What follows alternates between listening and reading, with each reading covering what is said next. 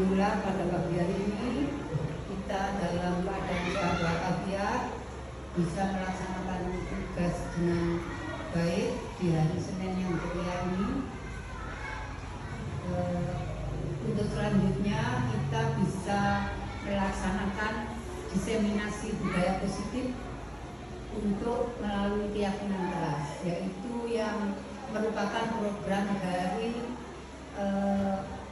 guru penggerak angkatan 9. Besar harapan saya atas nama kepala sekolah, setelah adanya angkatan 9 dari SD Minggir, selanjutnya ada angkatan-angkatan selanjutnya yang insya Allah akan disusul oleh teman-teman yang lain. Bu Erna siap berjuang dan Bu Dia yang sudah siap saya tanda tangani ya, insya Allah bisa meneruskan jejaknya ini.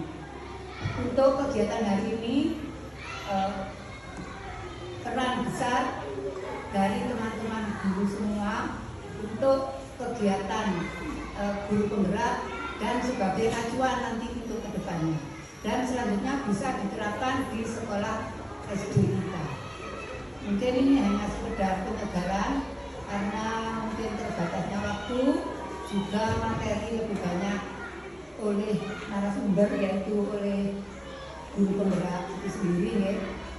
Saya ucapkan terima kasih atas antusias dan pedulinya dengan kegiatan diseminasi ini. Saya akhiri salam. Wassalamualaikum warahmatullahi wabarakatuh. Waalaikumsalam.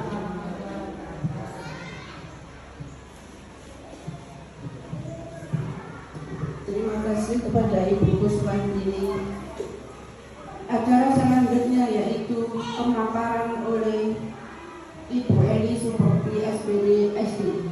Kepada beliau kami persilakan.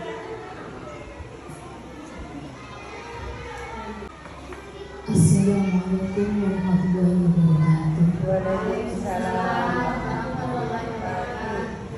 Terima kasih saya sampaikan untuk Ibu Bunda Kepala Sekolah SD Minggir, Bu Kuswandini, matur suwun sangat sudah diberikan waktu. Hari ini saya akan mendiseminasikan budaya positif melalui keyakinan kelas. Kedua, saya sampaikan terima kasih pada Bapak Ibu Guru SDN Minggir, matur suwun sangat sudah meluangkan waktunya untuk saya mendiseminasikan budaya positif ini, yang sedangkan ini memang menjadi tugas saya sebagai calon guru penggerak angkatan 9 dari Kabupaten Pasuruan. Ini harus saya sampaikan, bukan berarti saya berada di sini itu sudah terbaik.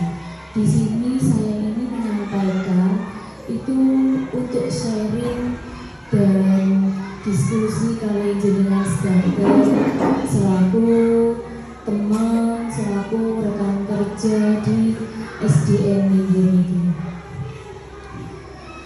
Oke, kita lanjut dulu. Hari ini saya akan mendiseminasikan budaya positif modul 1.4 calon guru penggerak angkatan 9 Kabupaten Pasuruan. Saya perkenalkan dulu Ibu Kepala Sekolah, Kepala SDN Minggir, Ibu Kuswandini SPJ. Terus yang tengah ini adalah Ibu fasilitator saya, Ibu Hani Zubaidah dari SMK Malang. Yang terakhir ini Ibu PP saya, pengajar praktik, Ibu Ulfa, Ibu Maria Ulfa. Sekarang kita lanjut ya Bu. Ini ada pertanyaan dulu Bapak Ibu. Pertanyaannya, apa itu budaya positif dan mengapa perlu menerapkan budaya positif pada diri dan lingkungan? Ini bisa dijawab, monggo. Mungkin ada yang tahu apa itu budaya positif. Mengapa juga perlu diterapkan budaya itu di sekolah? Apakah Bapak Ibu setuju dengan pernyataan ini? Hukuman dapat, yang poin pertama, hukuman dapat mendisiplinkan siswa. Yang kedua, pemberian hukuman dengan hal positif seperti membaca atau membersihkan halaman sekolah dapat meningkatkan disiplin anak. Yang poin ketiga, memberi penghargaan dapat meningkatkan motivasi belajar anak. Yang keempat, guru bisa memberikan solusi setiap siswa yang bermasalah. Yang kelima, guru bisa sebagai teman pada siswa.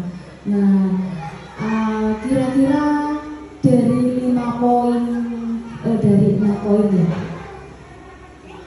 5 poin ini Bapak Ibu guru setuju apa boten? Seperti yang poin pertama, hukuman dapat mendisiplinkan siswa. Ibu Bapak guru setuju apa boten? Boleh angkat tangan. Mic boleh Bu guru. Hukuman dapat mendisiplinkan siswa. Monggo siapa yang mau menjawab? Setuju apa boten? Hukuman dapat mendisiplinkan siswa. Tidak setuju. Selama hukuman itu positif. Ya. Setuju? Poin yang pertama nggak setuju. Yang Poin pertama nggak setuju. tidak setuju. Yang kedua itu yang dengan hal positif itu. Ya, yang mana Bu? Yang setuju poin berapa? Dua, pemberian hukuman dengan hal positif. Hukuman dapat mendisiplinkan. Lihat hukumannya dulu. Hukumannya apa? Tentu. Hukuman dapat mendisiplinkan siswa. Lihat dulu apa itu hukumannya. Oke, kita lihat nanti ada penjabarannya. Kita lanjut dulu nih Bapak Ibu. Mungkin ada yang tahu apa sih itu budaya positif itu? Mengapa ya perlu budaya itu? Boleh coba Mbak Budi, monggo. Budaya positif ya, budaya yang bisa membangkitkan anak supaya bisa berbuat dan bertingkah laku yang baik. Mungkin ada lagi yang menambahkan mengapa juga ya kita perlu menerapkan budaya positif pada diri dan lingkungan itu. Mengapa gitu?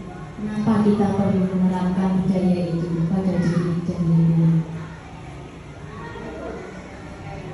Kebiasaan yang baik. Iya, untuk membiasakan pembiasaan yang baik. Di sini ada juga penjelasannya Bapak Ibu guru. Makna budaya positif. Budaya positif itu adalah perwujudan dari nilai-nilai keyakinan universal dan kebiasaan-kebiasaan di sekolah yang berpihak kepada murid dapat berkembang sebagai pribadi yang kritis, penuh hormat dan tanggung jawab. Berarti budaya positif itu di sini tuh ada nilai-nilai keyakinan yang ada pada diri anak-anak didik kita. Nilai-nilai keyakinan apa itu? Nilai-nilai keyakinan yang positif untuk diri anak-anak siswa-siswa sekolah kita. Jadi budaya positif itu harus kita buat, dibiasakan agar nantinya anak-anak kita itu jadi terlatih. Oke, kita lanjut. Nah, sekarang kita melakukan permainan Bapak Ibu.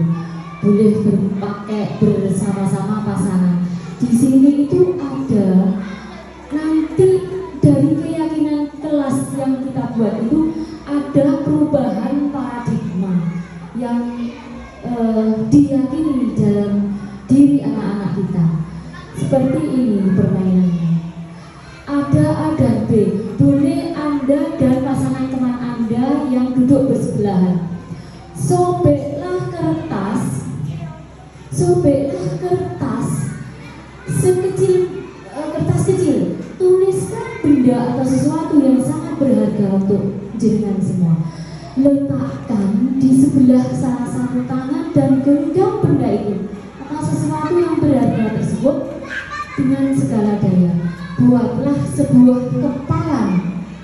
Teman Anda nanti akan mencoba dengan sekuat tenaga dengan berbagai cara untuk meminta Anda memberikan benda tersebut. Bisa dengan membujuk, mengancam, menghadi, merayu, menyuap, dan apa yang dapat dilakukan sampai teman Anda itu membuka kepalan tangan Anda.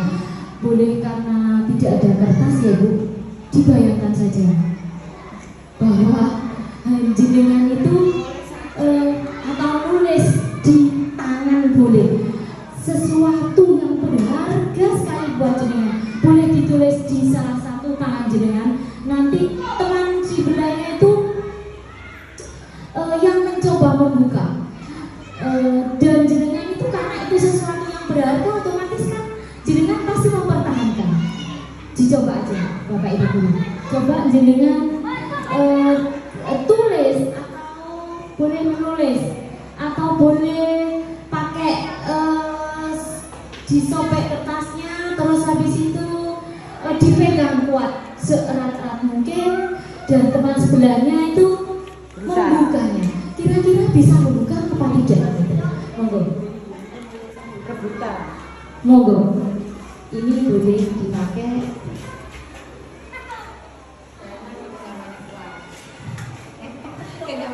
Bumi juga sama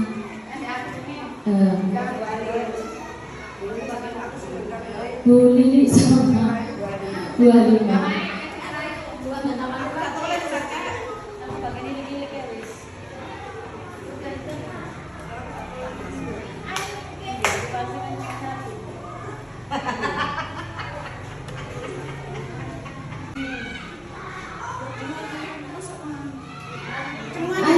Semuanya mencoba sesuatu yang berharga di tangan itu bisa lepas sama boleh. Kalau jenengan itu benar-benar erat karena itu sesuatu yang sangat berharga, otomatis pasti akan mempertahankan sesuatu itu, jangan sampai orang lain bisa membukanya gitu.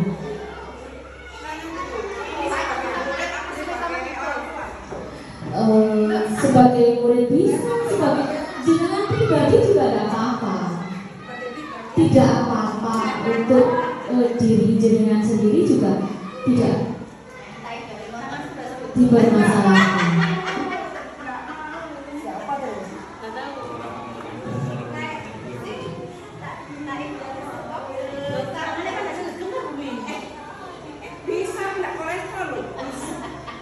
Monggo, ayo.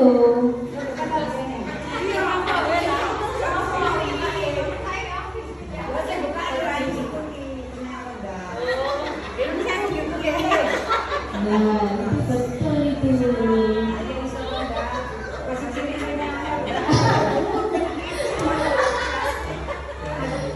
Bisa nggak membuka itu?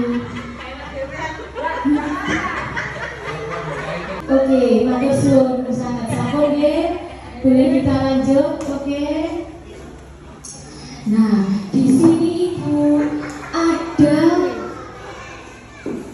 perubahan teori kontrol atau ilusi kontrol Bapak Ibu.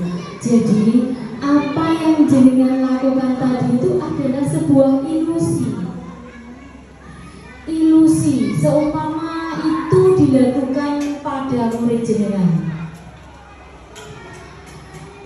Ilusi kontrol itu tadi Bapak Ibu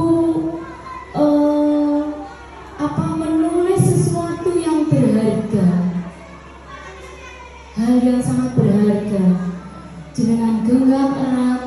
Siapapun yang mau meskipun itu dengan membujuk, merayu, tadi itu jenengan masih bertahan agar tidak bisa membukanya. Sama, itu adalah ilusi guru mengontrol murid di poin pertama. Ilusi keduanya, ilusi bahwa kritik dan membuat orang merasa bersalah dapat mengubah karakter.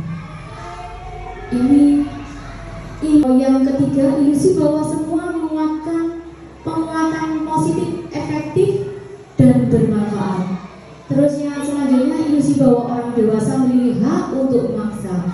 Di sini biasanya itu sering kita lakukan, bahwa merasa menjadi orang dewasa, jadi kita kadang itu memaksa pada anak didik. Kamu harus ini, pembelajaran ini hari ini tentang IPA, buka halaman ini sampai sekian, harus selesai jam sebelum istirahat. Itu juga ada pemaksaan gitu.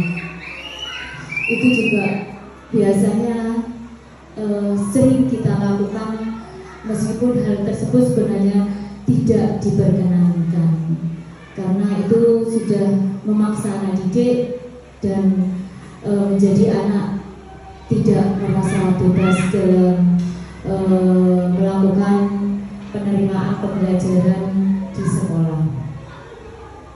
Ini untuk pembahasannya. Kita lanjut. Nah, ini ilusi kontrol tadi Ibu. Ini Bapak Ibu.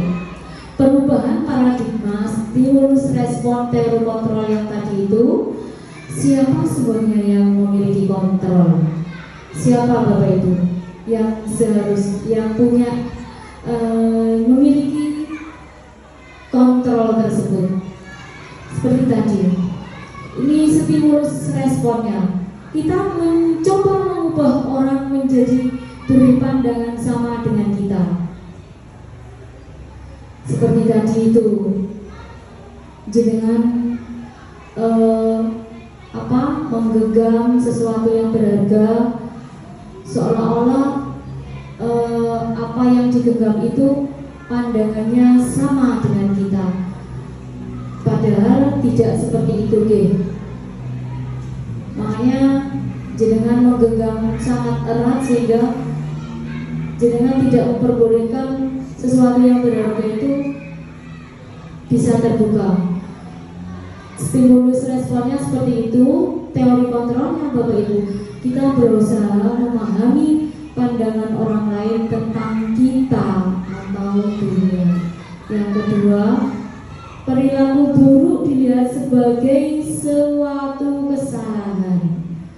Biasanya kalau kita sudah mencap murid kita buruk, iku lho, arek iku biasanya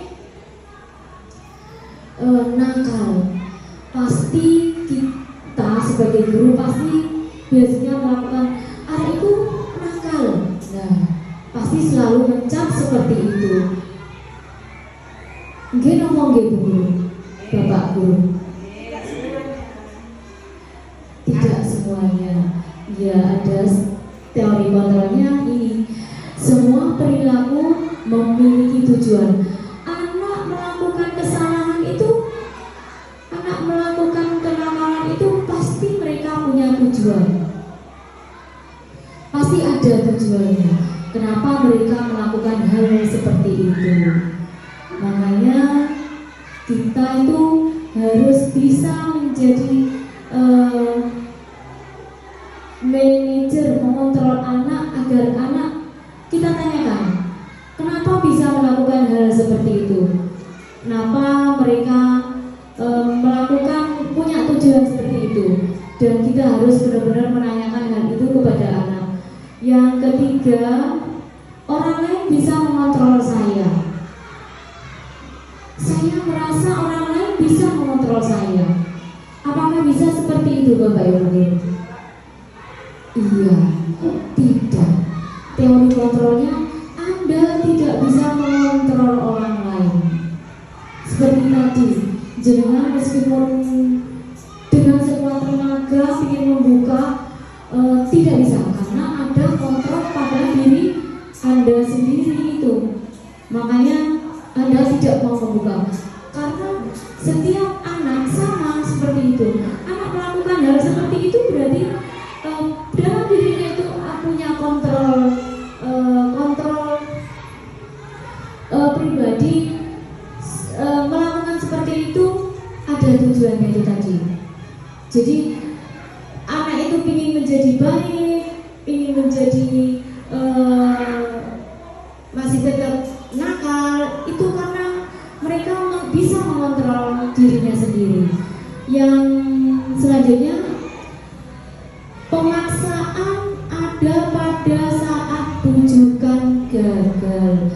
Maksudnya ini meskipun dipaksa dengan cara apapun, dengan membujuk tadi, dengan cara permisi, saya ingin membukanya, dengan cara menyogok, memberikan rayuan, tapi tetap gagal karena teori kontrolnya kolaborasi dan konsensus menciptakan pilihan-pilihan baru. Itu harus kita lakukan. Bagaimana caranya nanti agar anak itu bisa kita itu bisa memberikan pilihan-pilihan baru, menciptakan pilihan-pilihan baru agar anak didik kita itu tidak selalu merasakan ketidaknyamanan.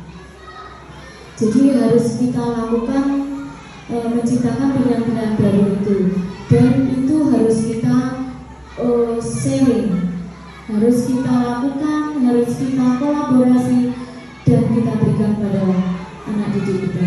Yang terakhir, model stimulus responnya model berpikir menang kalah. Jadi kayak tadi, buka, isok buka, yang satu buka isok, nggak isok dibuka, nggak isok dibuka, aku sih menang.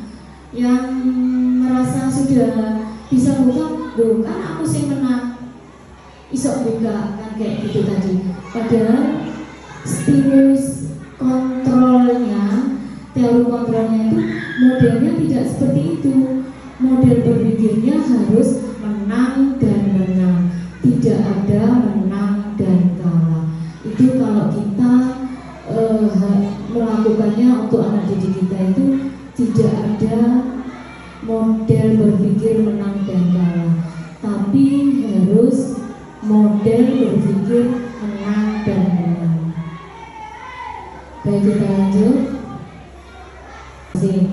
Jadi disiplin positif itu merupakan salah satu cara menekankan budaya positif yang bertujuan untuk menumbuhkan kesadaran serta memberdayakan murid untuk melakukan suatu tanpa sogokan, ancaman maupun hukuman.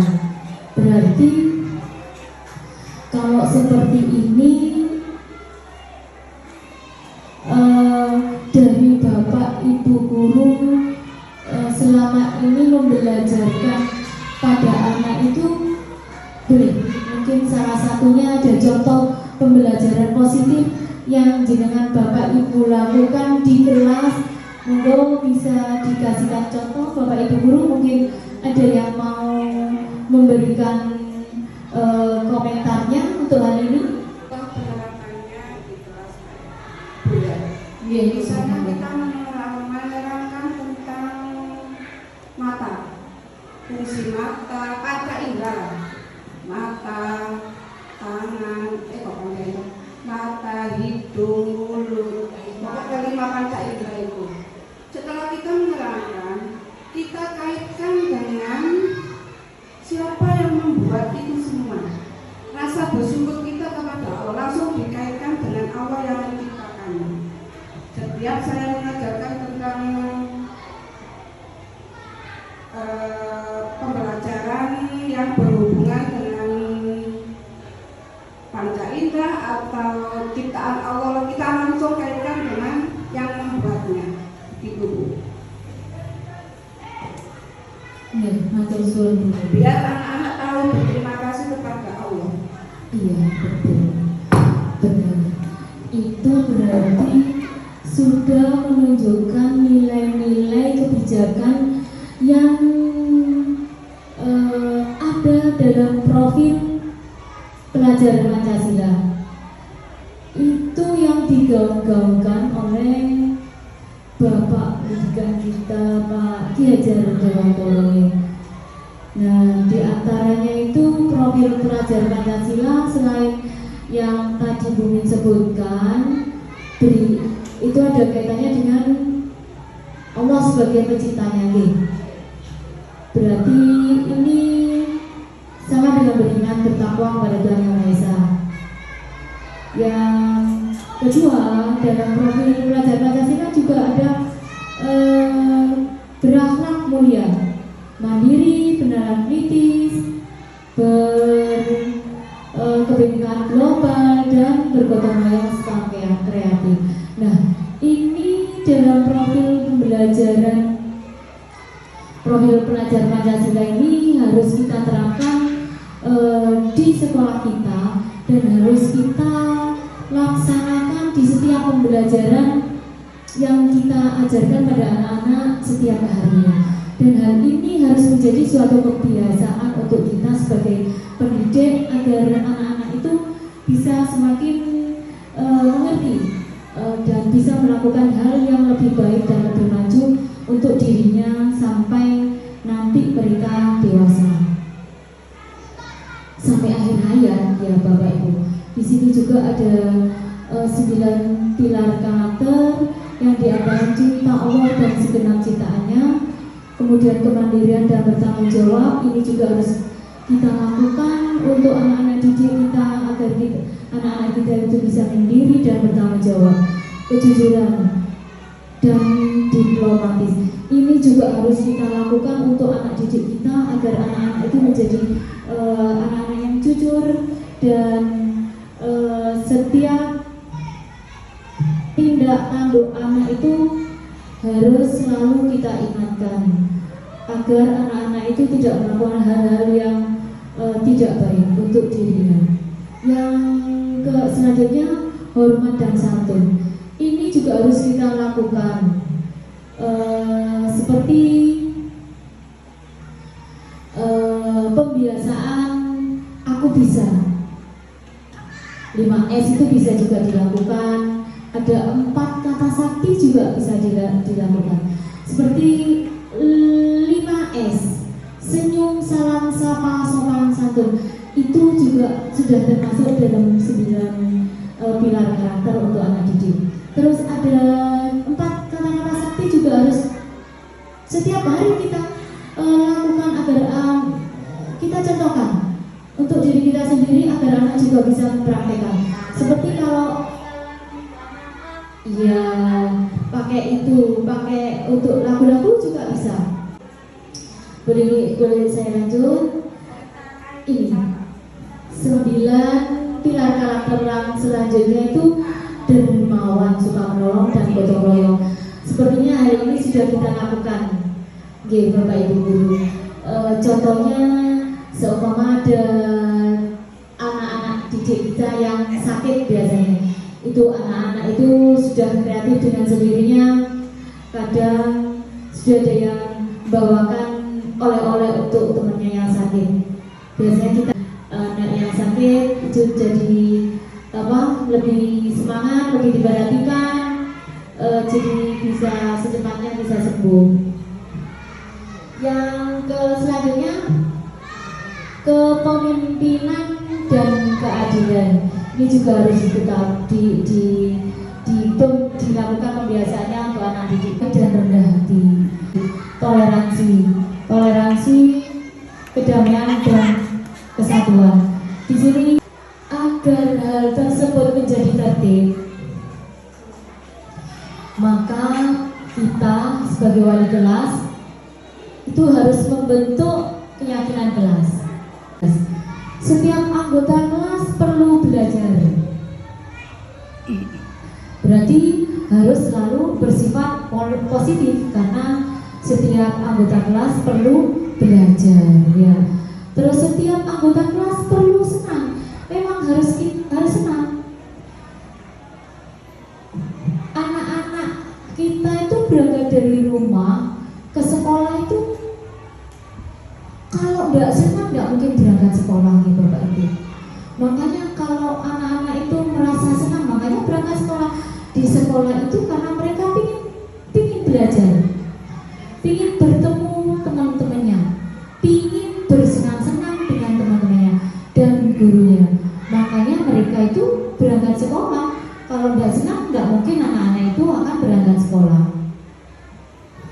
Dan hal itu senantiasa menjadi yang terbaik buat anak-anak didik. Yang selanjutnya, setiap anggota kelas perlu saling menghargai. Nah ini, setiap anggota kelas perlu menghargai berarti percaya dan menghormati orang lain serta barang miliknya. Jadi seperti tadi itu, kalau meminjam sesuatu ya harus dengan cara yang baik, mengembalikan juga dengan cara yang baik pula. Yang terakhir, setiap anggota kelas perlu merasa aman. Anak-anak di sekolah itu harus merasa aman Bapak Ibu. Jadi tidak boleh merasakan anak di kelas itu, di sekolah itu merasa tidak nyaman. Sebagai guru, kita harus mengoptimalkan bagaimana caranya agar anak-anak didik kita itu bisa merasakan aman dan nyaman di sekolah tanpa mereka harus merasa ketakutan. Alhamdulillah seperti kemarin sudah ada kayak sesuatu yang sangat miris sebenarnya Bapak Ibu guru ya. Ada kejadian itu, bahkan anak perempuan menganiaya adik kelasnya sampai seperti itu. Semoga hal itu tidak sampai terjadi dan terulang. Profil pelajar Pancasila itu harus kita tegakkan dan kita laksanakan. Pembelajaran yang menurut Ki Hajar Dewantoro bahwa anak didik itu harus kita ajari sesuai kodrat dan zamannya. Jadi pendampingan harus kita lakukan terus sampai anak-anak itu menjadi mandiri. Jadi hal seperti itu tidak kita lakukan, tidak kita biarkan sedemikian rupa agar anak bisa merasa nyaman. Nah ini Bapak Ibu guru, ini yang harus kita lakukan di sekolah dan bukan hanya untuk anak didik, termasuk pada diri kita sendiri. Ada 5 kebutuhan dasar manusia itu sebenarnya. Bertahan hidup. Kenapa kita harus bertahan hidup Bapak Ibu? Terus ini ada kasih sayang dan rasa diterima. Itu juga harus kita lakukan. Terus ada kebutuhan dalam diri kita, penguasaan dan kebebasan serta kesenangan. Dari 5 kebutuhan dasar ini yang sangat sekali kebutuhan dasar yang sangat diperlukan sekali menurut Bapak Ibu guru itu yang mana? Atau mungkin 5-5-nya itu harus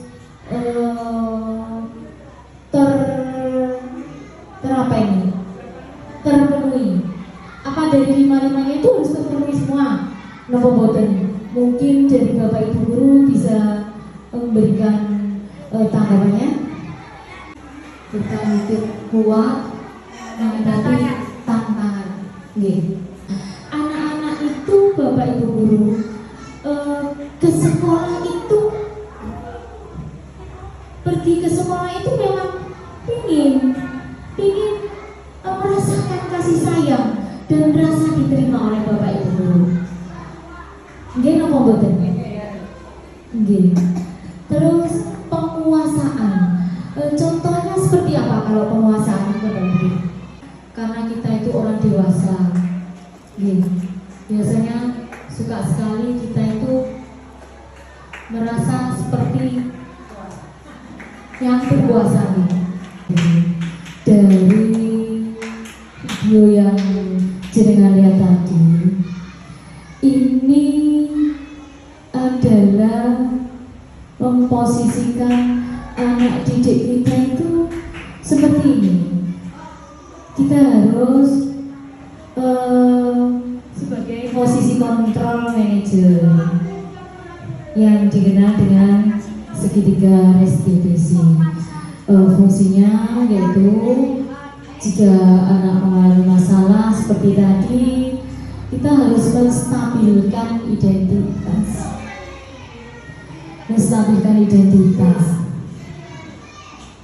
Nah, di sini menstabilkan identitas ini seperti tadi yang sudah ada di video tadi. Setiap orang sama anak melakukan kesalahan, kita itu ngomong, setiap orang pasti pernah melakukan kesalahan. Sama halnya dengan Bapak Ibu Guru juga pernah melakukan kesalahan. Jadi kamu bukan satu-satunya yang pernah melakukan kesalahan terlambat sekolah. Itu harus kita lakukan pada anak didik kita seperti itu Bapak Ibu Guru. Jadi tidak boleh langsung menghakimi anak, jadi anak merasa ketakutan. Yang keduanya itu dari posisi kontrol manager itu memvalidasi tindakan yang salah. Di sini memvalidasi tindakan yang salah, misalnya dalam video juga sudah dilakukan juga oleh guru dan murid. Seperti ini misalnya, kamu tentunya punya alasan mengapa ya kamu melakukan kesalahan seperti itu, bisa terlambat sampai beberapa kali seperti itu. Apa yang menjadi alasan kamu bisa seperti itu, Mother? Terus lagi, adakah cara yang lebih efektif untuk mendapatkan apa yang kamu butuhkan? Dari situ kita harus bertanya pada anak, dan nanti anak akan menjawab seperti yang sudah dicontohkan di rekonstruksi video pembelajaran tadi, aksi nyata tadi. Yang terakhir, fungsinya adalah menayangkan keyakinan. Dalam hal ini, menayangkan keyakinan itu seperti ini contohnya. Keyakinan keras apa ya nak yang telah kamu lakukan? Nanti akan anak menjawab karena kita sudah melakukan keyakinan kelas pada awal pembelajaran. Terus yang terakhir itu, kamu ingin menjadi orang yang seperti apa sih? Kenapa kamu melakukan seperti itu? Kamu ingin menjadi anak yang seperti apa? Nah, nanti anak akan menjawab. Kalau ingin menjadi anak yang patuh, berarti kamu harus setelah kejadian ini tidak melakukan terlambat sekolah lagi. Seperti itu. Kita lanjut dulu. Bapak Ibu Guru kita lanjut.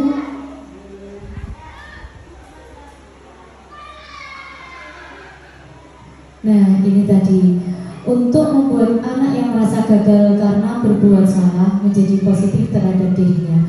Seperti ini juga tadi sudah disampaikan, bersalah itu ada hal yang manusiawi, tidak ada manusia yang sempurna.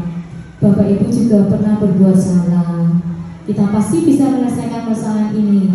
Bapak Ibu Guru juga tidak tertarik untuk mencari tahu siapa yang salah dan siapa yang benar.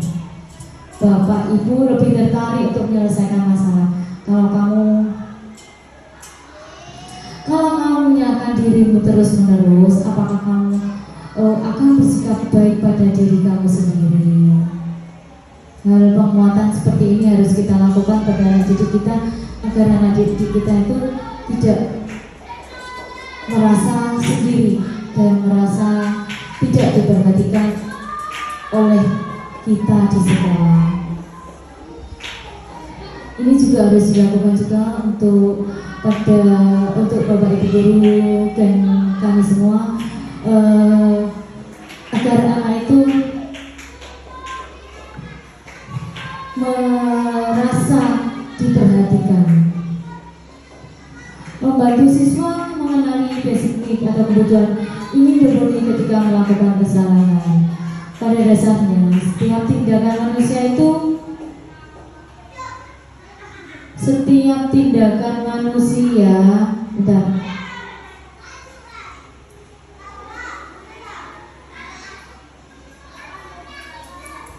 Ini ada salah ketik kita.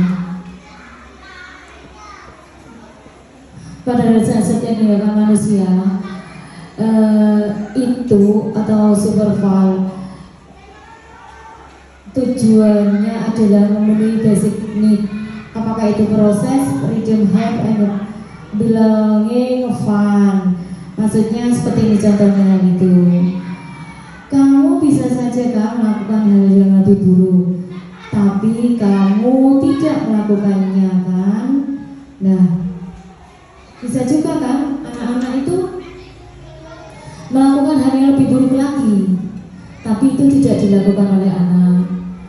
Kamu pasti punya alasan mengapa melakukannya, dan anak pasti akan, kalau kita tanya dengan hati ke hati, itu pasti anak akan melakukan dan bercerita. Sama seperti hal kejadian kemarin yang masih hangat itu.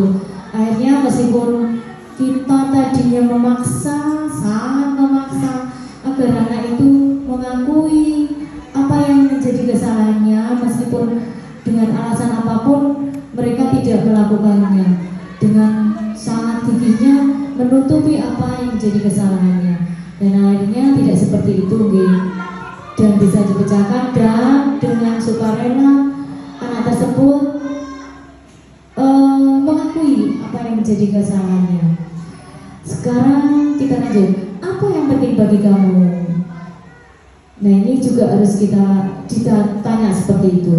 Kamu boleh tetap berusaha menjaga sikap itu, seperti tadi mempertahankan diri, tidak mau berterus terang dengan apa yang telah dilakukannya, tapi tambahkan sikap yang lain yang baru. Maksudnya, jika kamu kokoh dengan pendirian kamu yang seperti itu, nah, hal baru apa yang akan kamu lakukan? Hal baik yang baru pasti akan dilakukan anak, karena anak telah mengakui kesalahannya. Maukah kamu belajar cara untuk mendapatkan apa yang kamu butuhkan tanpa harus memukul, tanpa harus menganiaya? Ya, mau gak belajar untuk mendapatkan hal yang bagus agar tidak melakukan kesalahan lagi seperti itu? Nah, harus pandai-pandainya kita untuk melakukan dan menunjuk anak didik kita agar melakukan hal yang lebih baik. Apa yang terakhir, apa yang kamu bisa lakukan dengan lebih baik lagi? Apakah kamu bisa melakukan dengan lebih baik lagi? Maksudnya, anak tidak akan melakukan hal yang seperti itu. Hal yang tidak baik itu akan tidak anak-anak lakukan lagi, dan harus pandai-pandainya kita untuk membujuk dan merayu anak agar tidak berbuat kesalahan. Dan selanjutnya, anak melihat kesalahannya dihubungkan dengan norma sosial dan nilai-nilai yang melandasi manusia berinteraksi dengan orang lain. Dan ini contohnya, guru berkata, apa nilai yang kita percaya di kelas atau sekolah kita? Nilai-nilai universal apa yang telah kita sepakati? Kelas yang ideal itu seperti apa sih? Terus kamu ingin menjadi seperti apa? Apa yang kamu rasakan ketika kamu melakukan itu? Apa kamu ingin menjadi orang yang seperti apa? Ini pertanyaan-pertanyaan yang harus kita lakukan saat anak didik kita mempunyai permasalahan. Jadi tidak harus langsung menghakimi anak agar anak tidak merasa ketakutan. Jadi biar anak itu merasa tetap nyaman di sekolah, tidak ada rasa ketidaknyamanan dan ketidakbebasan. Jadi pertanyaan-pertanyaan ini harus kita berikan kepada anak didik kita.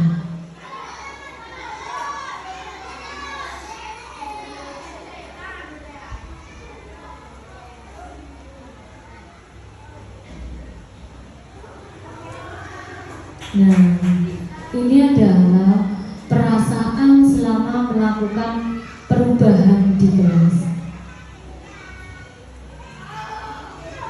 Ini yang saya lakukan lakukan aksi nyata yang saya lakukan di kelas.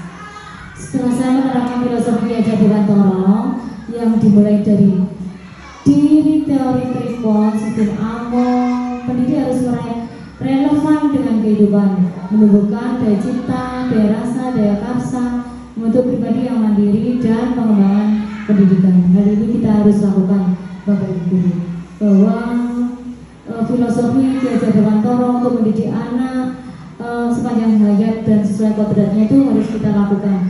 Dan seperti tadi yang sudah ada di setiap profil-profil pelajar Pancasila, mandiri, kreatif, berbudi pekerti luhur,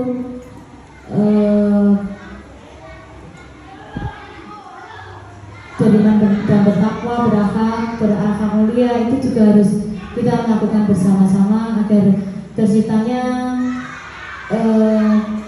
pembelajaran di sekolah yang menyenangkan dan tidak menakutkan. Saya juga telah melakukan perubahan hasil nyata. Perasaan saya antusias dan semangat selama mengimplementasikan ke dalam kegiatan di sekolah, yaitu dengan pembelajaran besar pada anak, penanaman budi pekerti, penerapan budaya salam santun, senyum sapa, dan sopan santun itu serta kolaborasi bersama dengan para pembelajar seperti jaringan-jaringan ini. Saya berterima kasih jaringan sudah bisa menjadi partner, menjadi rekan kerja yang solid buat saya. Selama saya pendidikan, saya melakukan pelatihan dalam calon guru penggerak ini. Ini ada lagi guru, ide atau gagasan. Ide atau gagasan untuk membentuk pribadi yang mandiri. Membentuk pribadi yang mandiri ini adalah maksudnya mendidik murid dengan cara membimbing agar anak didik dapat berdiri sendiri, tidak tergantung pada orang lain, serta dapat mengatur dirinya sendiri. Dengan begitu, seseorang dapat mengatasi masalahnya sendiri tanpa membawa orang lain masuk dalam permasalahannya. Ini adalah termasuk ide atau gagasannya. Yang kedua itu pendidikan relevan dengan kehidupan. Secara umum, konsep pendidikan harus relevan dengan garis kehidupan guna mencerdaskan rakyat serta mengangkat martabat bangsa. Seorang guru harus dapat mengantarkan siswa ke depan pintu gerbang kesuksesan untuk masa depan anak-anak kita kelak. Yang terakhir, ide atau gagasannya mengembangkan pendidikan dengan nilai budaya. Pengembangan pendidikan harus selaras dengan nilai budaya, yaitu dengan pendekatan momong, among, dan ngemong, sehingga guru dapat membimbing, mendidik, dan mengajarkan siswa sesuai dengan nilai budaya yang ada. Kita lanjut, ini sudah sampai di akhir sepertinya. Jadi kesimpulan dari pembelajaran disiplинasi budaya positif di sekolah hari ini tanggal 30 Oktober 2023, kesimpulannya seperti ini, Bapak. Pengembangan diri yang sederhana itu konkret dan rutin yang dapat saya lakukan sendiri dan sekarang untuk membantu menguatkan nilai dan peran saya sebagai guru penggerak, yaitu 1. Mandiri dalam mengembangkan diri untuk meningkatkan kompetensi, pengetahuan, dan wawasan saya tentang kurikulum agar dapat menjadi coach bagi guru yang lain. Seperti ini, bukan saya itu menggurui dan lebih tahu. saya masih harus banyak belajar dari Bapak Ibu guru juga yang lain.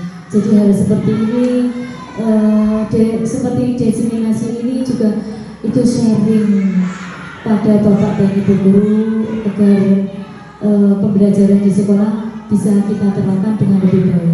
Yang kedua, berkolaborasi dengan guru, dengan rekan guru pada kegiatan pembelajaran dimanapun kegiatan lainnya.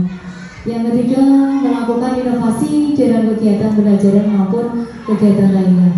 Nah, ini juga sudah kita lakukan bersama-sama, yaitu melakukan pembelajaran dan kegiatan pembelajaran yang berinovatif dalam kegiatan pembelajaran sehari-hari yang telah kita lakukan.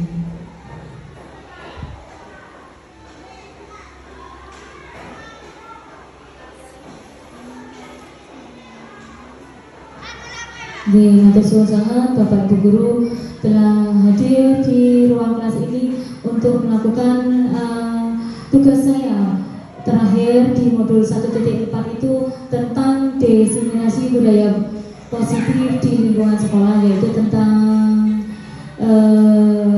keyakinan kelas. Matur suwun, sebelum diakhiri saya kembalikan ke moderator. Terima kasih kepada pemateri dalam hal ini Bu Eni Sukuti. Acara selanjutnya yaitu penutup. Sebelum acara ini saya tutup, saya punya beberapa hal yang saya harapkan kepada ibu-ibu penggerak sebagai pemateri. Yang pertama yaitu dapat menggerakkan komunitas belajar yang baik untuk rekan-rekan guru di SDN Linggir khususnya dan seluruh Indonesia pada umumnya. Yang kedua, dapat mendorong peningkatan kepemimpinan di SDN Linggir. Yang ketiga, dapat membuka ruang diskusi yang positif dan ruang kolaborasi antara guru dan lingkungan sekolah. Yang berikutnya adalah menjadi pimpinan pembelajar, mendorong ekosistem pendidikan di sekolah. Yang terakhir yaitu pada teman-teman guru yang lain untuk mengikuti jejak guru penggerak agar sistem pendidikan di SDN Linggir dan pada umumnya di Indonesia dapat meningkat. Yang selanjutnya ditutup dengan doa, dalam hal ini adalah Ibu Halimah. Kepada beliau kami persilakan. Ada pertanyaan? Ada pertanyaan dulu?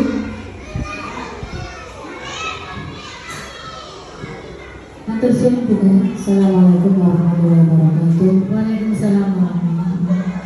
Nama saya Bu Siti Halimah, sebagai guru mulok di SDN Linggir. Tadi sudah dipaparkan dengan jelas bahwa masing-masing kelas mempunyai keyakinan sendiri-sendiri. Saya sebagai guru mulok, apakah perlu, karena guru mulok itu bisa masuk dari kelas 1 sampai kelas 9. Jadi apakah sebagai guru mulok saya bisa membuat keyakinan sendiri Bu? Apa masih perlu membuat keyakinan sendiri di kelas masing-masing yang saya didik? Matur suwun Bu Halimah. Sekarang gini Bapak Ibu, kira-kira boleh tidak guru mulok itu melakukan atau membuat keyakinan kelas sendiri, padahal keyakinan kelas itu di masing-masing kelas sudah ada, betul ya Bu Halimah? Sesuai ya Bapak Ibu guru, kira-kira? Oke, Bu Halimah, sepertinya keyakinan kelas itu boleh dilakukan pada Bapak Ibu guru ngapel mata pelajaran. Jadi Bapak Ibu yang mulok ya, bisa juga membuat keyakinan kelas sesuai dengan keinginan dan kebutuhan dari Bapak Ibu guru mulok itu sendiri, selain kesepakatan atau keyakinan kelas yang ada di kelas masing-masing. Ngoten Bu. Ya, terima kasih.